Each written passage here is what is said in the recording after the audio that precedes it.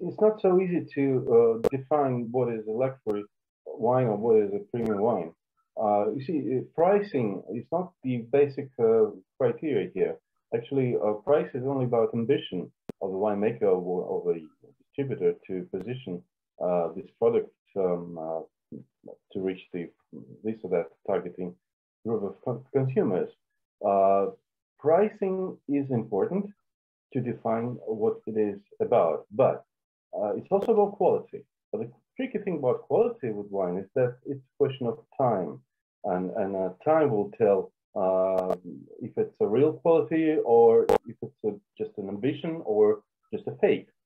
Pardon my French. Now, this is about many ambitious projects in the wine market which did not survive and did not see the real, proof of its quality.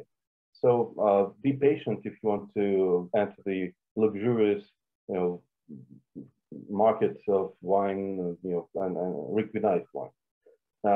So price, quality, and time. It's also about presentation, but presentation is also tricky because stylish things are the sort of part of fashionable thing.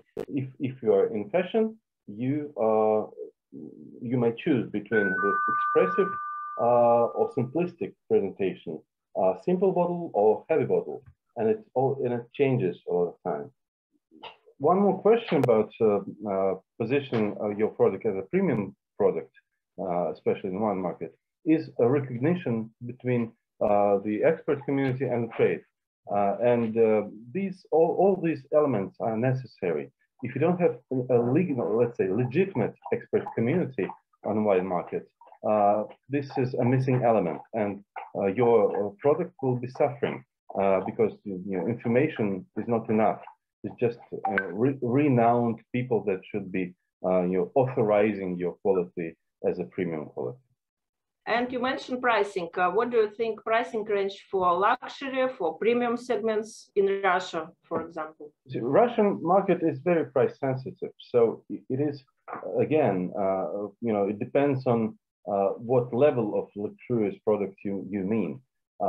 Premium quality starts in Russia at a limit of, let's say, $20 price, shelf price. But it's also about positioning. It depends on when and where you sell this product. Some people don't regard any product being sold in the supermarket as a premium product. So you should be very accurate about choosing your distribution channel. If it's on a shelf of a no name or some generic supermarket, it can hardly be considered as a premium product, actually, despite the price. So yeah, be very accurate about choosing your distribution channel. Start with HoReCa, start with premium restaurants, and maybe some wine boutiques. And then if you are recognized there, you can maybe slowly change your distribution, into the more mass distribution. We have more examples of brave people who are positioning themselves as super premium product, such as Pavel Shvets, such as Lefkadi and some of the lines, some of bigger producers such as Abrao D'Urso, such as Phanagorija, Cuban Vino. They also produce the lines of their products which can be considered as premium or super premium quality, and that's logical evolution. We have examples of big companies, like I mentioned, or smaller ones like Divnomorskaya or above mentioned Levkadia, who are pretending to be there, and that is what makes the Russian market very interesting. We are reconsidering the terroirs. We have a lot of terroirs which can be premium and can produce real high quality wines. And they already did actually at the previous era of, let's say, good old Soviet times. But they're now in different conditions, different climate conditions, different technologies came, different fashion for wines came. So let's now see what the new wave of whatever winemakers can demonstrate, and how they can correspond the consumers, find research. Let's say consumers are waiting for something really exceptional, for some new experience, and this experience should be there. So it's about time that will tell us how long will they, be persistent to compete with this, challenge actually, to be there, to be premium, and to be high quality, and to be, brilliant.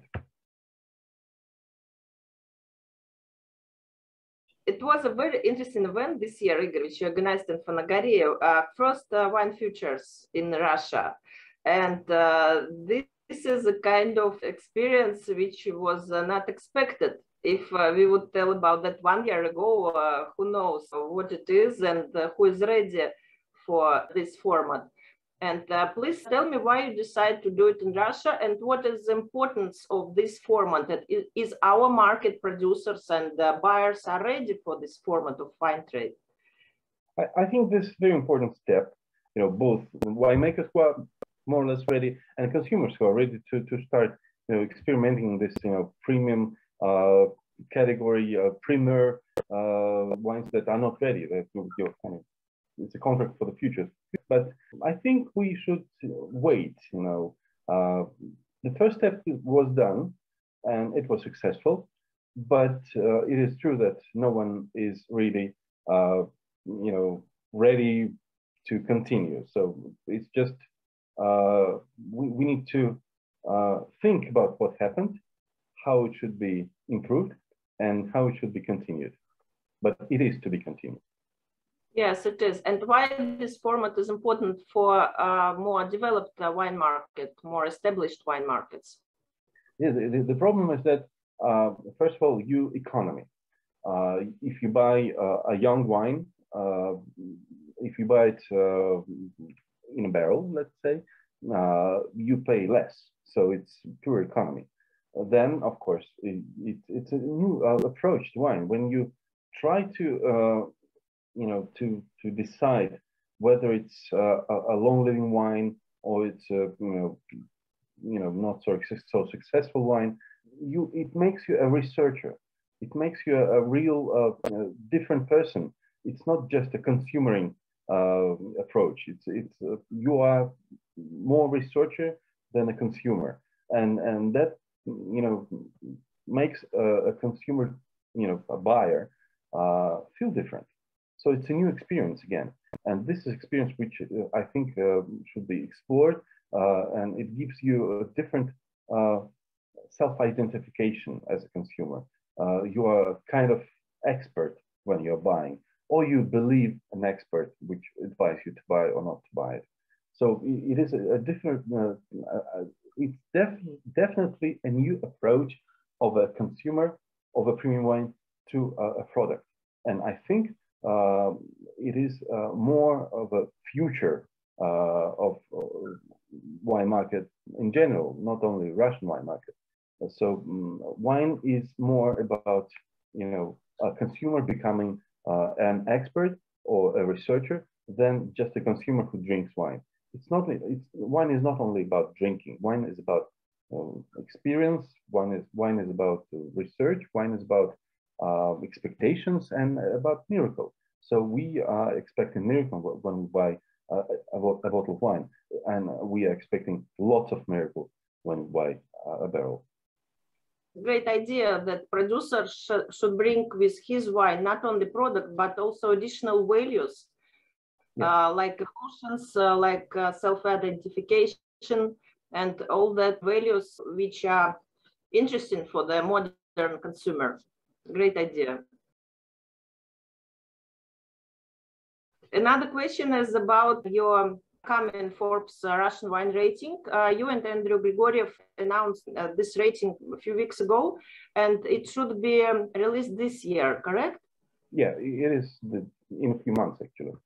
Yeah. The results will be announced in December. What is the idea of this new rating? I suppose it will be absolutely different from all others which exist in Russia. And why do you think it is the right moment now to do this rating?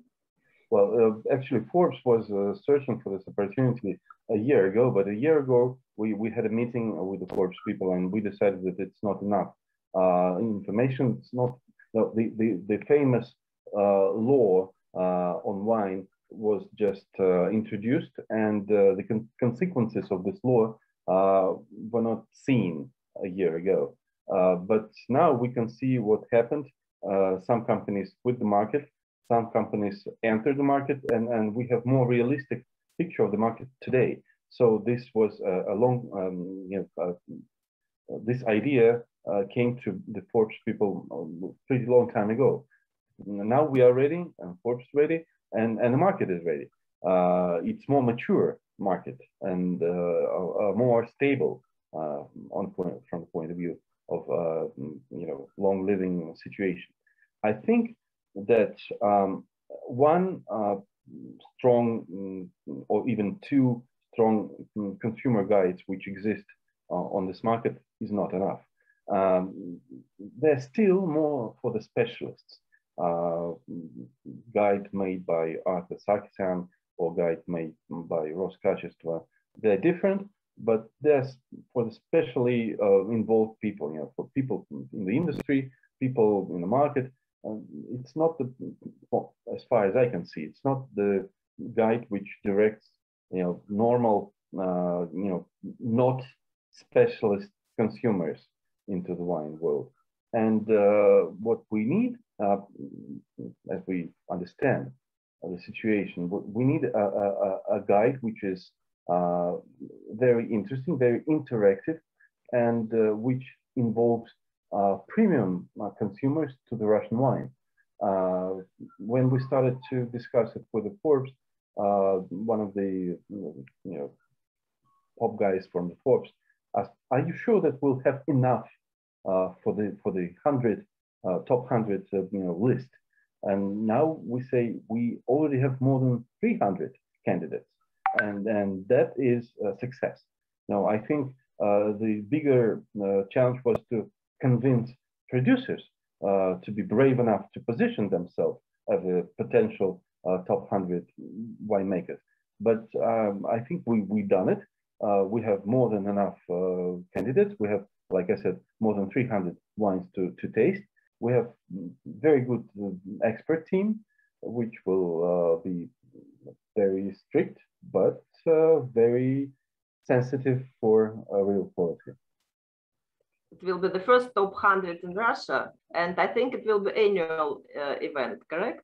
Yeah, it is supposed to be an annual event, and it'll be more and more small, interactive things, which will be just not only interesting but entertaining and a real, which creates a real experience of what we're doing now. A good competition or a good rating is a real marketing, tool for a consumer, and we'll try to show how to use it, how to be more effective using your points, your medals, or just your recognized wine being exposed in a wine expo.